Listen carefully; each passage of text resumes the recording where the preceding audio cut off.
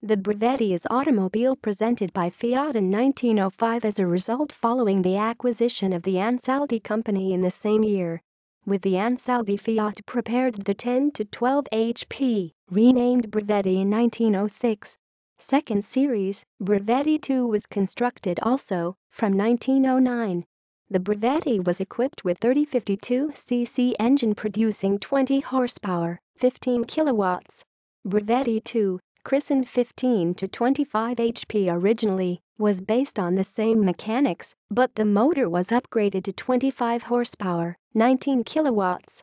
Both versions were assembled in the plant of Dante in Turin.